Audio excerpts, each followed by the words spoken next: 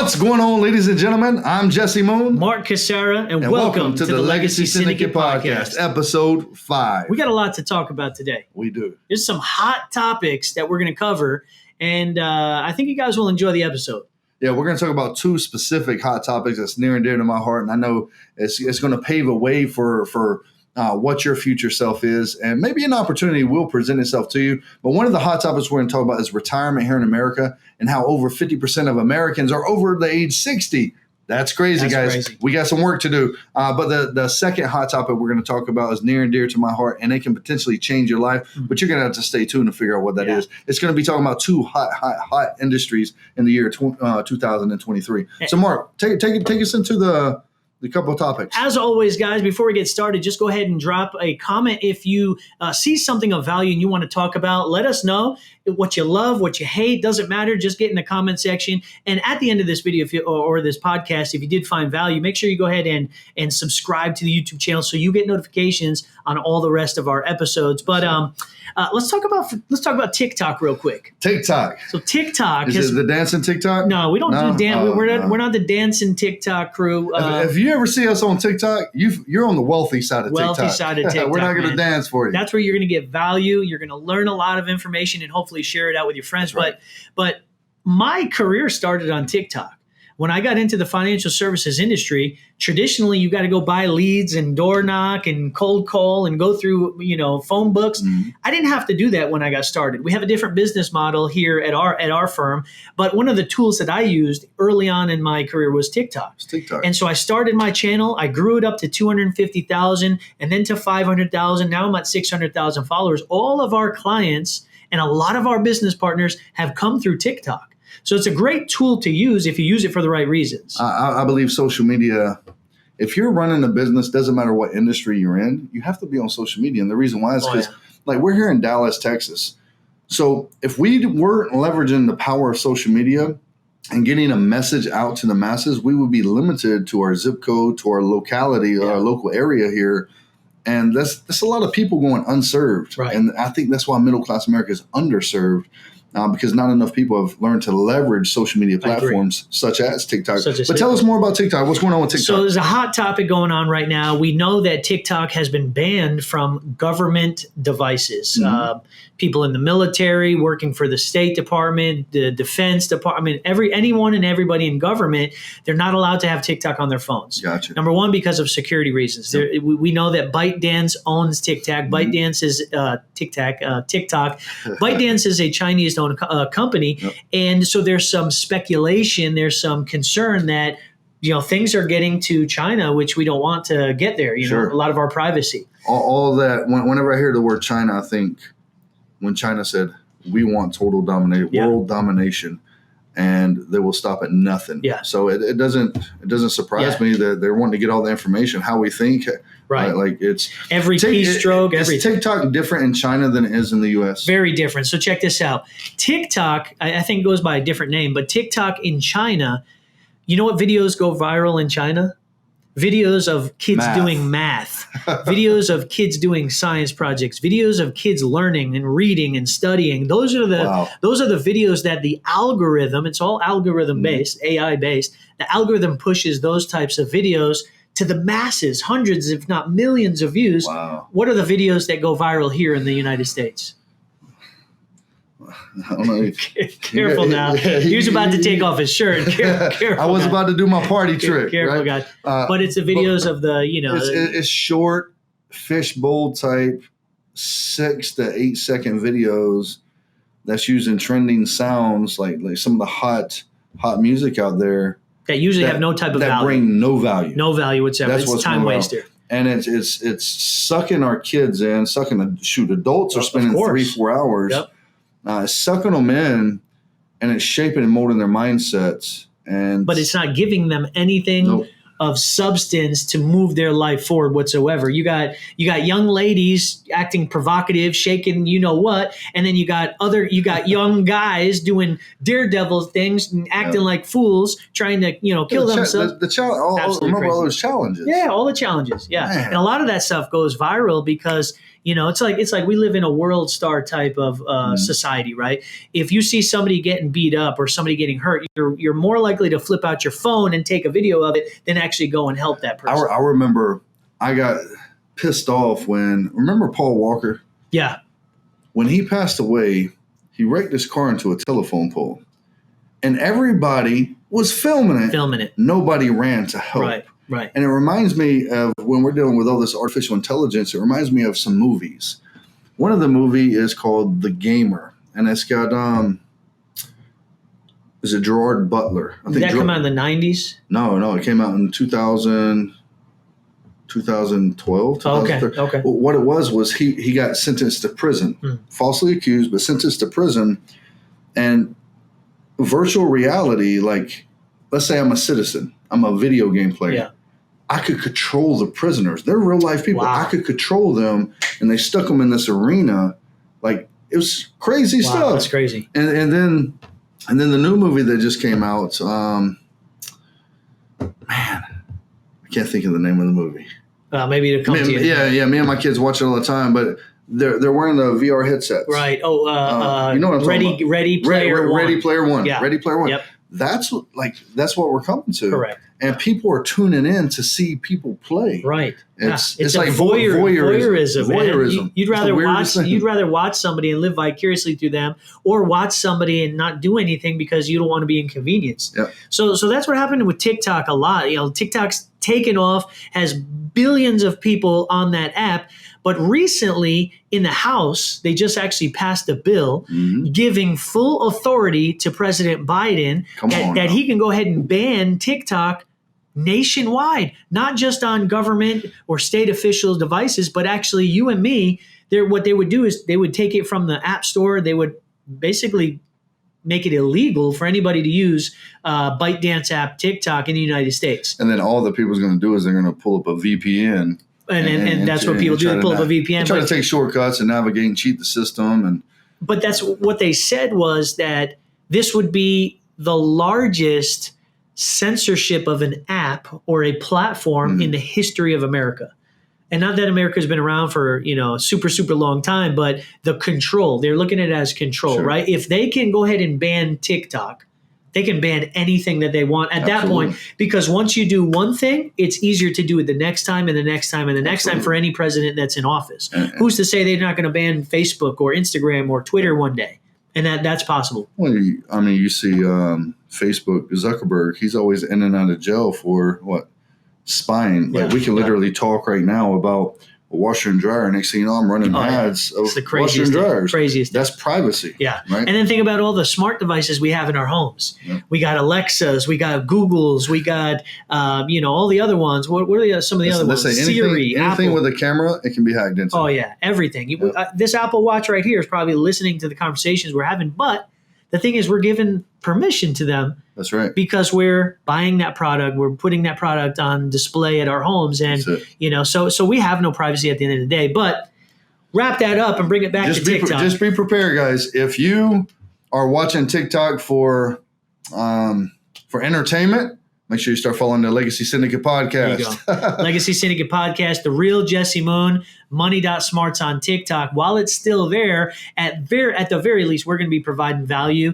until the day that it's completely gone. But you can also follow us on Instagram, The Real Jesse Moon, and our newest podcast is on there as well, the Legacy Syndicate, obviously on YouTube as well. Yep. So that's it. So crazy stuff is you're still going to get entertained, but like I said, we're not going to dance for you. No shirt take. We're not going to take our shirt off. Maybe one day. I've been working out a little bit. All right. Well, not me. Not me. I'm gonna get that confidence up. But we're gonna continue to provide value to you guys, no matter what platform it is. So make sure you follow us on multiple platforms. That way, if one does get banned, we're on another one, and you don't have to miss a beat, my friends. So let's talk about, how many kids do you have? 16. You got 16 kids. Okay. 6 kids and 1 grandbaby. Okay. And me and my wife, we have 7 kids. So together it's like 13 kids, right? Yeah, a lot of kids. We watched a lot of freaking Disney movies like grew up on Disney. Grew up on Disney. It was every Disney. cassette. I don't know if the young bucks that are watching this podcast or listening to this podcast, if you know what a cassette tape is or a VHS. Yep.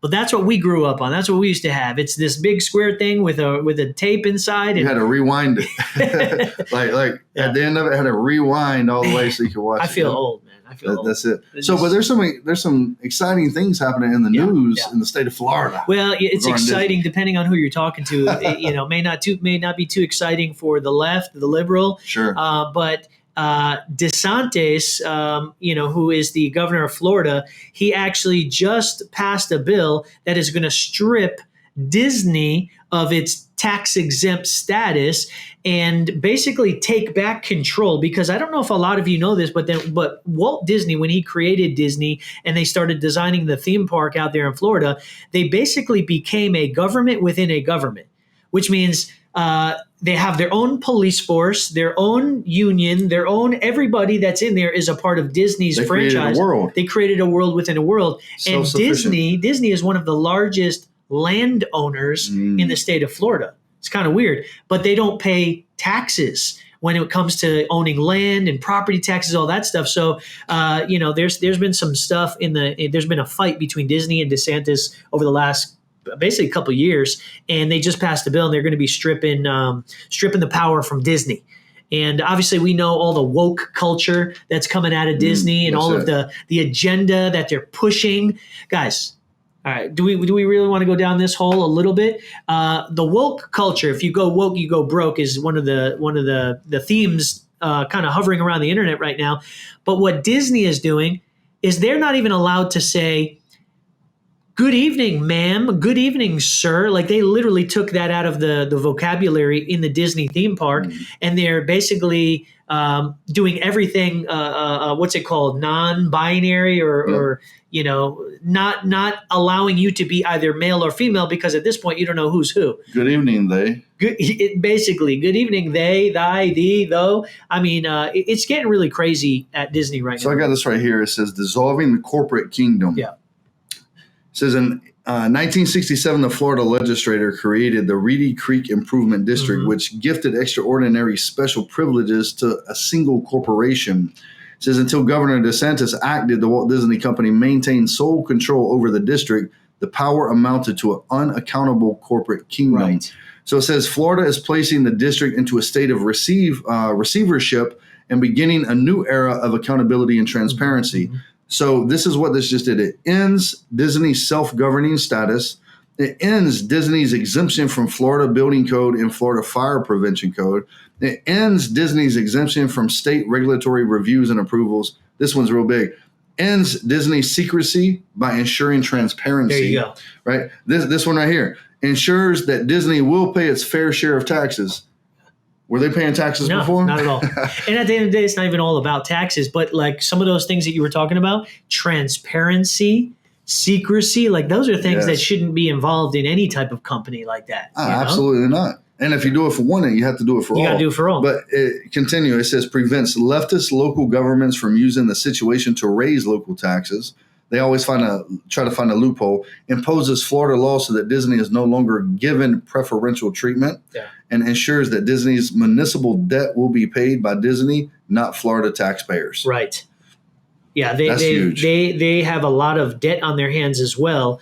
But here's a quote from DeSantis. How do you give one theme park its own government and then treat all the other theme parks differently? We believe that was not a good policy, and that's what they're changing right now. Yeah. So if you're a longtime Disney fan, which we are up until the last few years, just expect some changes to Disney. There's going to be some movement. If you're an investor in Disney, this is not financial advice, but just keep an eye on your portfolio because there's going to be a lot of volatility over the next 12, 24 months. Yeah. So we heard yesterday at church of all places that Disney got rid of his Flash Pass. Flash Pass. The Flash Pass or Fast Pass? Fast Pass. Fast Pass, yeah. So it's going to be replaced, guys. It's going to be replaced. It says the Fast Pass is a complimentary program. That way you didn't have to wait in lines. You could skip ahead of the line if you had the money. You pay to play. Yeah. You got a little power with money, right?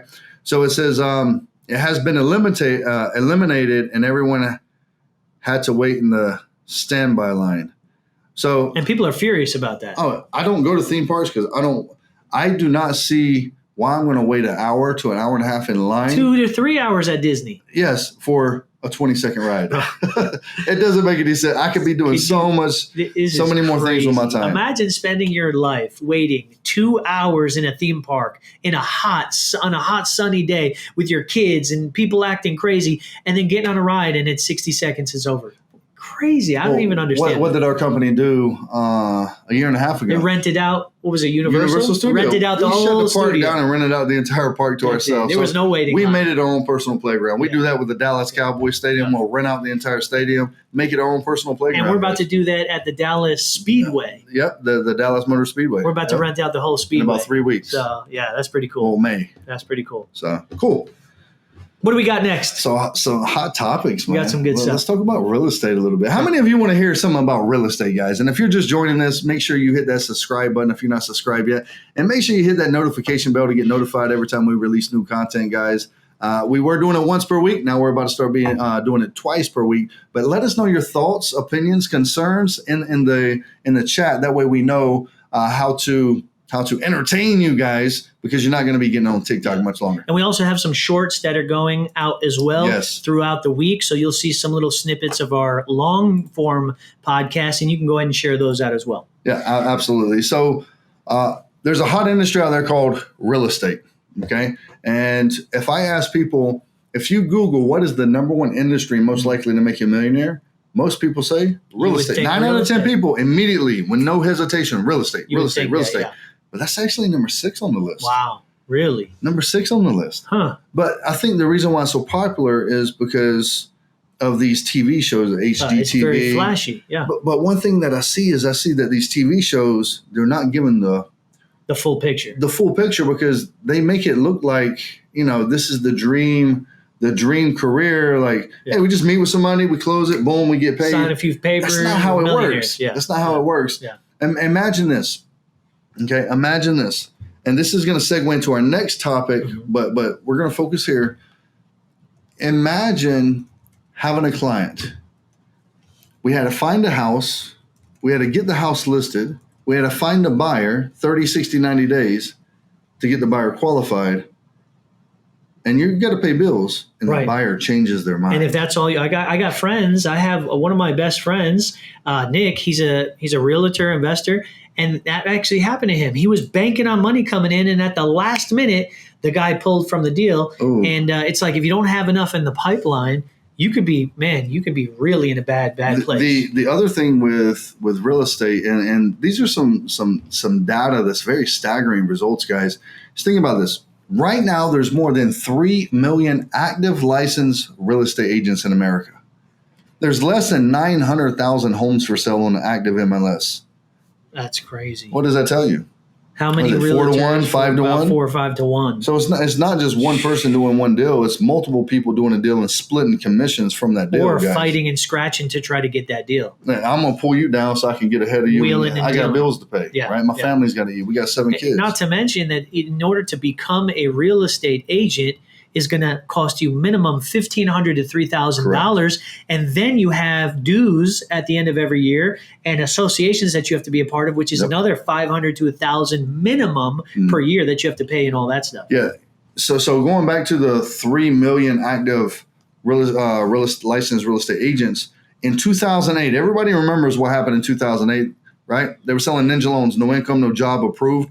There was 1.5 million real estate agents at that time. Wow. In 2009, 800,000 left the actual industry. Wow. So that left they were wiped out. That left 600,000. Yeah. Now there's 3 million. Huh. Think about that. So there's 2.2 million people, 2.3 million real estate agents that only know the good years. Right. They've never experienced any down market. They're really young, too. They're really young millennials, young professionals. They don't remember the 2008 crash. Correct. So they're experiencing it now, and that's why you see so many real estate agents leaving the real estate industry once again, because they're new.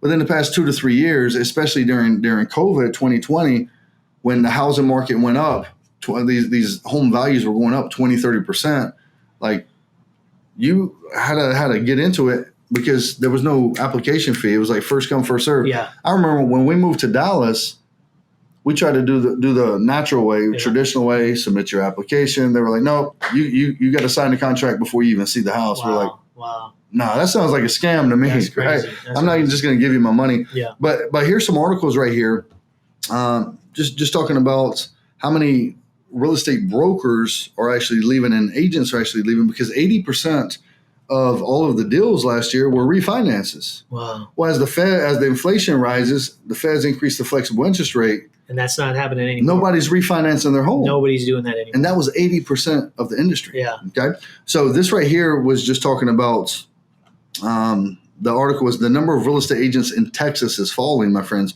Brokers who made a sale in the past month plunged by 52% in Austin, Texas. Really? That's the capital of Texas. Yeah. Right. So it's just seeing them leave by the masses, and 52%. In Dallas, the drop was less dramatic, falling 20% over the same time period, from 947 brokers to 756 brokers. That's a dramatic loss in an industry it's dramatic. where there were so many people and there's so many shows and so many people wanting to get in the industry. I still talk to people every single day. Yeah, I'm going for my real estate license. I'm going for my, I want to become a real estate. Right. But when you become a real estate, what are you going to do? Unless you're partnered with somebody that is hands down the best of the best in the business, you're gonna be begging people to give you the time of the day to try to sell or buy a house at this point. And the thing is what I see from real estate agents right now, because they don't know any better. They only know what they're told, is the old school guys, in the economy right now, we're in uncharted waters. We've never experienced anything like this before, guys, right? So we can't go with the traditional adage of go ahead and buy, and just when the interest rates drop, refinance. Guys, this is the new interest rates. I just want to let you know that. This is the new. And it's actually really low compared to what our parents used to pay. Correct. Because when our parents were buying houses in the 60s and 70s and 80s, interest rates were double digits. I couldn't imagine that. Double digits, 12, 13, 14, 15, 16%. So right now we're like crying because interest rates 4 to 6%, 6 to 8%. This is low compared to history, guys. It is. This is low. It's I remember my grandfather, he used to talk about how good the certificate of deposit was at the bank. He was getting 17%. Bank CDs. CD. He was getting 17%. Yeah. I was like, man. And now that I know, I'm like, I wonder what the bank was making. Right. That's in the 70s and 80s when the market was taking off. And now what are you getting? 2 to 4%, maybe? Yeah, but you're getting 2 to 4% in a CD. But here's the catch: it's not annual. It's 3 years, 5 years, you got to lock it 10 up. years, 10, 15 exactly. years. Yeah. And then they take that money and they stick it into another industry we're about to talk about here in a moment. Correct. So ultimately, guys, if you're in the real estate industry, just know it's going to get a lot worse before it gets better. The real estate industry is a great industry to be in. It's always going to go up. It's always going to go down, but it's always going to come back up, guys. So you have to be able to take those blows. But if you're open to a conversation about how to supplement that income in between home sales, then I think we might have an opportunity for you, meaning in this industry. And guys, I've been this morning I was having breakfast with a gentleman named Milton Alvarez. He's about to go speak on a real estate podcast. And we were just breaking down, the differences between real estate and life insurance industry. And he was asking me some pretty good questions. What would I say to a real estate agent to have them come into the industry, and vice versa? What would it take for a life insurance agent to get into the real estate industry, and how each of those licenses are powerful? So we took a white piece of paper, we drew a line down it, we put real estate industry, life insurance industry, and we just did the pros and cons of each. But I'll tell you, inside of the real estate industry, the average agent sells 5 to 8 homes per year. Wow. The average commission is $5,000. Right. Okay. Median income's like $40,000 to $50,000 per year. Correct. So if you're selling, it's $50,000 to $80,000. If you sell 5 to 8, it's $50,000 to $80,000 of income. Then your overhead costs. Right. So you got to take away overhead costs from your actual income, your leads costs, marketing, the little advertising, lockbox, license. So after, and then taxes, and then after that, it's about $45,000, $50,000 that you're actually profiting. But then it's the time it takes to actually generate that. You're selling 5 to 8 homes per year. It's like I said, you got to find the house, get the house listed, find the buyer. Could be months before you sell. Your door knocking on the weekends, 100 homes. You got to go to 100 doors, trying to get people to put their house on the market, or take over. If you haven't sold my home in 60 days and your promise was you'd sell it in 30 days and you haven't, I'm going to go with another real estate agent. Does that make sense? Yeah. And that's outside of the real estate agent's control. He can do the activity, but he can't determine the results. Sure. So it's a sexy industry, but very few people are making millions. Especially right now. Now, that's the agent side of the house. On the investor side of the house, there's a lot of people making millions, different. Right? But on the real estate agent side of the house, where that's your 9-to-5 job. Yeah. Right? And then we were talking about life insurance industry. And talk to us about that. Obviously, I spent 16 years in the military fighting the physical war battle overseas, but now I decided to fight the poverty war here in America. And I chose the financial industry, specifically the life insurance and retirement planning industry. And there's a reason why. Why is that? I love helping people, man. Okay. I love helping people. And I truly believe that 80% of the stress a human being carries with them is financial stress. I agree. So, Mark, if I can sit across from you and your wife, kneecap to kneecap, at the place where you make all the family decisions, your kitchen table, okay, and break bread with you and your wife and educate you guys on how money works and how money grows, teaching you the rules of the money game and help you relieve 20%, even 30% of that stress, guess what? You're going to be a better husband. You're going to be a better father, a better friend. And that's how we change the world. We don't change the world by selling a home, right? So if we compare the two, how many policies do you sell per month? Personally, not team. Personally, per month, 20 to 30. 20 to 30. Okay. This last month was a good month. We're the top of the top. On average, 10 to 15. Okay, so you and I are top 1%, top 2% of the insurance industry, okay? Let's say the average person on our team is selling 5 to 10. Okay. You're selling 5 to 10 insurance policies. Let's say the average premium is $2,000. Yep. Let's say you're a field associate at 50%. You just made $1,000 for helping that family. Yep. And you're helping 10 to 15 families. What overhead costs do you have? Nothing. I mean, because we're not buying leads, we're not paying for advertising. We're just talking to people. And this is not per year. This is monthly. This is per month, right? Let's say we're doing 8. We'll do the middle. Yeah. 8 policies times 2,000. That's 16,000 in premiums. Sure.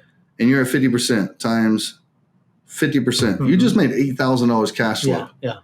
Multiply that by 12. That's $96,000. You have no overhead. Right. Just taxes. That's it. Just taxes. Mm-hmm. Now, let's talk about how fast we get paid.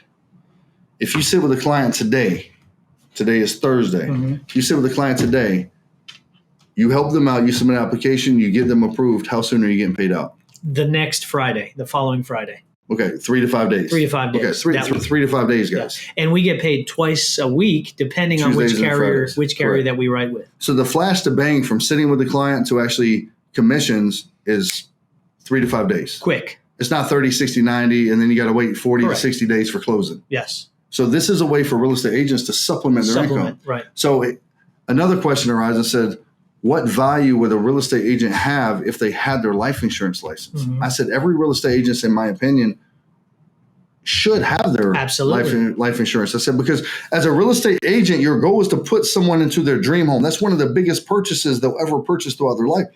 Their lifetime. Your goal should be to also keep them in that dream home when life throws them a curveball medically. Yeah. Critical, chronic, terminal illness, heart attacks, strokes, cancers. And if they have if you have your license, your life insurance license, check this out, guys. Did you know that they can access the death benefit while they're still alive to continue paying their mortgage? Most people don't know that. It's going to keep them in their dream home. Yeah. Most people don't know. They have to have their life so you can fully service your client. Here's another thing. A real estate agent, you sell me a house. How often are you keeping in contact with me to sell me another house? When we bought a house, I never heard back from our real estate agent. So it was a done deal. Yeah, usually, unless you're a really good real estate agent. And real estate's not residual income, guys. Right. Real estate's not residual income. Unless you follow up and you're intentional about following up yearly or every 6 months, you'll never hear from them again. As a licensed life insurance agent, how often do you follow up? Every 6 months, every 6 to 12 months. Why do you follow up every 6 months? To see if they need additional coverage, if their insurable needs have changed, if they had any more family, any more kids got in married, their family, got divorced, retired. Yeah, big life changes. Absolutely. So it's also a way for you to stay in contact. I send birthday cards, Christmas cards, just to say, hey, cards. Hope you're doing well. I mean, that's what we do. That's it. So as you can see, it's a power when you have the license, but it's even powerful when you combine the license and fully service people. If you truly care about people and not just the money, you'll get both licenses. Yeah, it's a beautiful thing. We got real estate agents come to us all the time saying, "Hey, Mark, I'm in between closings. What can I do to supplement?" And we help them get licensed. In 2 weeks, we'll help them bang out their license, get appointed with the state, and even if they're not doing it full time, and they go back to doing real estate, now they have an extra tool in their tool belt that they can go ahead. They sell a house, well, let me get you mortgage insurance. They sell a house, well, let me get your family protected. You sell a house, and it's a very, very it complements it very well. And the reason why, Mark, is because everybody they're going to die someday. Everybody that has got breath in their lungs. That's it. And if they're going to retire with dignity someday, if that's their goal, they need what we have in the insurance industry. Yeah. It's powerful stuff, guys. Go and do your own due diligence. Yeah. But that's a good segue into what's next, and our closing topic is about a little bit about retirement. Okay. It's my wife was a high school educator, and she went out and got a master's degree. She spent $70,000 on a master's degree, and her pay increase was a $1,500 per year stipend. After taxes, it was about $70 per month. That's not a lot at all. I told my wife, I said, it doesn't even make sense. So these teachers are out here saying, we don't have enough to retire. A lot of the substitute teachers, they're old teachers that didn't have enough money in retirement, and they so they got to go back out and of teach. retirement and go and teach. Correct. Yeah. So we're seeing that a lot in different industries, not just teaching. I'm just saying teaching because they're really overworked and underpaid, having to babysit everybody's kids all day long. It's crazy. So when we're talking about retirement in America, as I mentioned previously in this episode, more than 50% of this is the first time in history this has ever happened. More than 50% of America is over 60 years old. That's why you see Walmart, 60, 70, 80-year-old shaking that bell, ladies and gentlemen just trying to make an extra buck because they can't afford their bills. They can't afford eggs that are going up, 60% what they used to be. Yeah, it's inflation is the silent tax, and it's killing middle class. It's squeezing middle class America. Talk to us about the great wealth transfer that's taking place. Man, the great wealth transfer. There is so much money right now being transferred from one generation to another. People don't realize how much money in the billions of dollars are being transferred over. Oh, let's say trillions. Yeah, trillions. $84 trillion. I was being conservative, but trillions of dollars. Yeah. How many of you know what a trillion of anything is? If you spend $1 million per year for 32,000 years, that would be $1 trillion. It's the craziest thing ever. But anyway, guys, I want to frame this conversation real quick because there's a lot of first twos in America that's taking place right now. You're not going to hear about it on CNBC or CNN or Fox News, but you're going to hear about it here, guys. This is the first time in American history where there's been a larger generation followed up by a smaller generation. That's the baby boomer generation where the men went to World War II. They came back, sat down at the dinner table, and bam, they went to the boom boom room, and 76 million babies were born. And then next thing you know, the Gen Xers were born. There's 64 billion. And then we're having problems with Social Security. It's already unfunded liabilities in the billions. And there's not enough money to pay out. It's due to be depleted by the year 2034. And the reason why, guys, is there's more people taken out of Social Security than putting into Social Security, and it's still attached to the market. That's a recipe for disaster there. Think about how much money are going from whether it's life insurance policies or retirement accounts or 401ks, IRAs, Roths, all those traditional retirement plans. When somebody passes away or, they're going to be giving all that money to the next generation. We got the boomers, the silent generation. All that money's going to the millennials and generation, what do they call them? Generation Y now? What is it? I don't know. There's so many different names right now. After millennials, I don't know what the generation is. But the problem is the younger generation doesn't know what to do with their money. That's right. Because they've taken financial education out of the schools. We touched on that last episode. If you haven't saw the last episode, definitely go and check it out. But they're no longer teaching how to manage money properly or what to do with your money. Rather, they're teaching you how to bake a cake and an apple pie, but they're not teaching you what to do with your checkbook anymore. How many of you like apple pies? Go ahead and let me know in the comments. I'm not going to lie. But I'd rather learn how to balance a checkbook and run a business than learn how to do home economics any day. So it's like when and you're going to experience this. I promise you're going to experience it. But when my boys started working, they come home and their paycheck was $600. First paycheck. So they're like, "Why am I only getting paid $300?" I said, "Welcome. Meet your new Uncle Sam." Yeah, man. Taxes, guys, taxes. Listen, my boys are 11 years old. I got twin boys. I'm teaching them about taxes and everyday life. We did it this last Halloween. I took their bag of candy. I dumped it on the table. I cut it in half, and I said, "This is all mine." And they started like tearing up. "Well, why are you taking my candy?" I said, "I'm just teaching you about taxes. Government comes in, takes 50% of your money, brother. I'm taking 50% of your candy." Lesson well learned. That's it. I'm telling you, that's yeah. And then to talk about retirement, the Feds, some of the world's renowned economists, they're predicting another 19.5% market loss. Dip in the market, which means we haven't even seen the bottom yet. Yep. And imagine what that's going to do to our economy. It's crazy. Charles Schwab, Merrill Lynch. Yeah, they're all telling you the market. Jamie Dimon, he's saying that there's a storm brewing. Yep. It's upon us. There's a hurricane coming. And these guys, not that they're the smartest person in the room, but they hire the smartest of the smartest people to be around them, constantly feeding them with new information every single day. But everybody in middle class America, everything's good. Everything's good. Everything's good. I'm going to go about my day. I'm going to work 40 hours a week for 40 years and retire on 40% of my income. And that's the American dream. I'm going to tell you, wake up, America. Wake up. Wake up.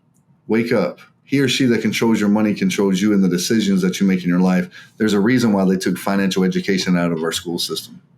There's a reason why they say go to school, get a job, and open up a bank account. There's another reason why they say open up that bank account, add that job. How much do you want to save for retirement, Mark? 3%, 4%. Well, good thing. We match you 3%. And everybody else is doing it, so you should do it too. Yeah. So you're going to blindly put your money for the next 20, 30 years inside of a qualified plan that the government controls called a 401k. But wait, they're not even asking you at this point because the government passed another bill mandatory enrolls you in the 401k program as soon as you become an employee at a new company. You have no questions asked. You don't even know what's happening, but you're automatically enrolled. You have to actually opt out if you don't want to use it. And that, guys, is government control. And here's why. Because, come in a little bit. As long as you're a W-2 employee, you're a cash flow asset to the U.S. government because you're a tax-paying citizen. So they force you into a tax-deferred plan. You don't have to pay tax on the $200 that you're saving today, but you're going to pay tax on the $200,000 20 years from now. And, oh, by the way, Uncle Sam's going to tell you what the tax rate is when it's time for you to pay him back. They created an annuity for themselves. That's an unhealthy business relationship. Imagine if I met you on the street and I said, "Hey, Jesse, you and me are going to go in business together. You're going to take all the liability, all the risk, and anything we do right, I take 30%. But if we do anything wrong, man, I still take 30% and I can turn it up to even more." So I take all the losses. You take all the losses. No bueno. That's no bueno, right? That's no bueno. We're not business partners. Man, we need some sort of bell or something or horn that we can honk because we just dropped some bombs right there. That's it. Dropping bombs. That's crazy, man. I love it. So what do they have in place of a regular traditional 401k? Well, there's a couple things. I don't want to get too in depth on the actual products that the banks use, that the wealthy use on this episode. But and we've talked about it a lot on our TikTok, Instagram, and Facebook. So and feel some free wealth workshops. And a couple wealth workshops. But so we use life insurance. Yeah. Okay. It goes again. It challenges the status quo. It's nothing new, guys. It's just new to you. Been around thousands of years. Disney World uses life insurance. Used the life insurance to start Disney World. Ray Kroc used his life insurance to start McDonald's. James Cash Penney used his life insurance to start J.C. Penney department store. Who did we just see? Master P started his entrepreneurial journey No Limit Records in the production business by his life insurance payout. Life insurance. Yeah. So life insurance is a powerful tool, guys, and it dates back over 2,000 years to actually the Roman Empire days. So we use life insurance not for death benefits. We've been told that life insurance is about death benefits, but it's really about the living benefits, hence the reason why it's called life insurance and not death insurance, my friends. Life insurance gives you a couple different it has a couple different features inside of it. The first feature is living benefits, guys.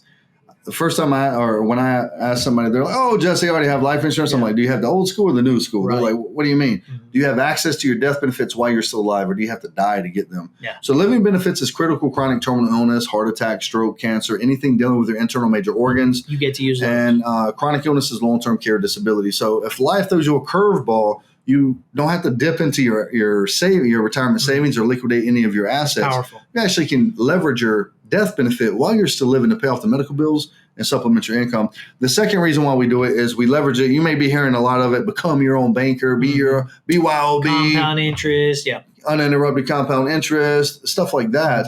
But once we truly learn how money works, we have to understand that money has to constantly stay in motion. Has to be moving. And if it's just sitting in our bank account, we're not putting it in motion and we're getting 0.03% to 0.06, but the bank puts our money in motion. They loan it out in the form of credit cards, auto loans, and mortgages. And that's called velocity of money. Financial velocity, correct. And financial velocity is very simple, guys. It's how many times can I get the same dollar to work for me simultaneously? So they're loaning it out. They're making it 1,100 to 1,400% on their money and giving us what? 0.04%. Guys. Yeah, crazy. So we have to learn financial strategies that will give us back ownership and control of our money, and we leverage life insurance because we're leveraging 3 tax codes, guys. We're leveraging the first tax code is 72E. 72E says that you can put your money inside of life insurance income tax free. The second tax code is 7702 says you can access your money inside your life insurance income tax free. And Section 101A states that you can transfer all of your money to your beneficiary should you pass away tax-free. So life insurance, if you don't know about it, learn about it, guys. Learn about it. Keep watching our stuff. We're going to continue to dive a little bit deeper into life insurance. We should have a series about that. We should. Series about life insurance. How money works. Because I think people need to know about that information. Regardless if you work with us personally or not, at least you'll have the information to make an educated decision to go and work to go and work with a financial professional that will take care of you. Yeah, because remember this, I personally, I don't know about you, Mark, but I do not believe in generational curses. I believe in a lack of knowledge that wasn't passed down. And it's just intellectual property that we have to learn and share it. Learn and share it. Because this is why I gave up a 16-year military career. Once I learned the power, I said, why doesn't everybody know about this? So that's now my mission, my crusade in life is to educate as many people that are willing to listen. Right. That way they can be that boat, that beacon of hope, that pillar in their communities. Absolutely. But the second one, so life insurance is the first one. That's an alternate to 401ks. Can you take your 401k and roll it into life insurance? It all depends. There's a couple. So my first question to you is it an old 401k or a current 401k with your current employer? If it's a current one, it all depends. There's a couple of parameters. Okay. So how old are you? 40. 40. Well, unfortunately, we can't touch the money that you currently have in there, but we can reallocate the contribution that you're putting into it to a better financial vehicle. What if I was 59 and a half? 59 and a half, yes, we can.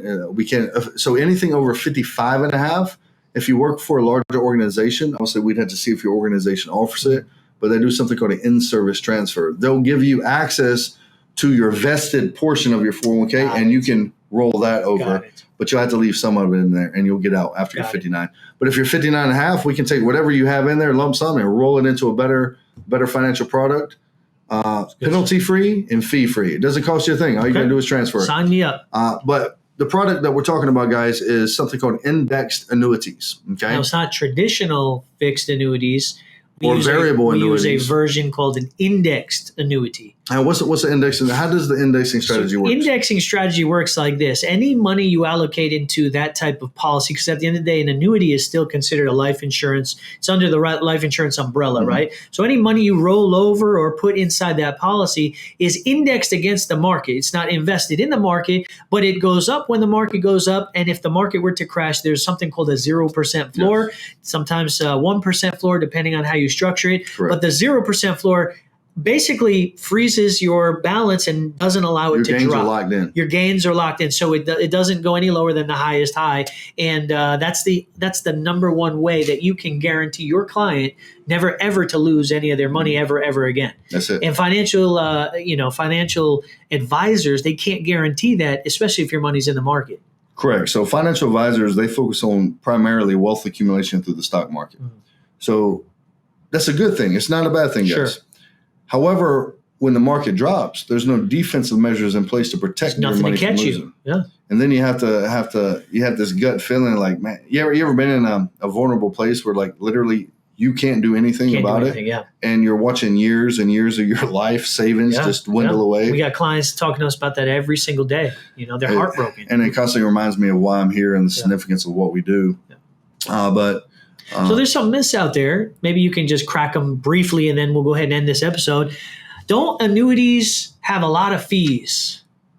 All depends on what type of annuities you're talking about. So you have variable annuities. If you hear someone talking about a lot of fees and annuities, they're probably more than likely talking about a variable annuity. Variable just means the value goes up and the value goes down. It's still in the market, guys. And somebody still needs to manage it. that. So there's a lot of fees involved in that one. So with fixed or indexed annuities, you can actually have zero fees inside of them.